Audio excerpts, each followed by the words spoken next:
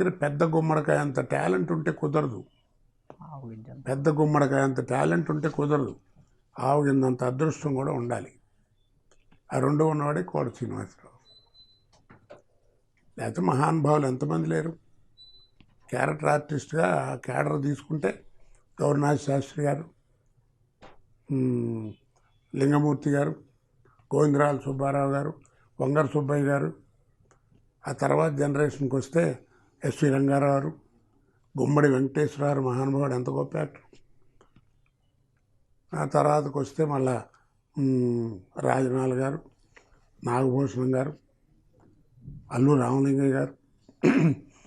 రామలింగయ్య గారు కామెడీ ఎక్కువ చేసినా కానీ ఆయన ఒక క్యారెక్టర్ ఆర్టిస్ట్ కూడా. రేలంగి గారు కూడా, రేలంగి వెంకటరామ గారు కూడా మంచి క్యారెక్టర్ ఆర్టిస్ట్. మరి రావు గోపాలరావు గారు, కైకాల సత్యనారాయణ గారు, మరి ఇంతమంది ఉన్నారు. వాళ్ళందరూ గొప్పవాళ్ళు కాదు, ఎంత టాలెంట్ ఉన్నవాళ్ళు. వాళ్ళు ఎవరికి దక్కలేదు. అది అదృష్టం నాకు దక్కింది అని ఫీల్ అవ్వాలి తప్ప నాకు లేట్గా వచ్చింది అని అనుకున్నాను అనుకోండి, నాకు వస్తుందా? ప్రాప్తం ఉన్నప్పుడే రావాలి. అది నేను బాగా నమ్ముతాను. అందుకని పెద్ద పట్టించుకోను.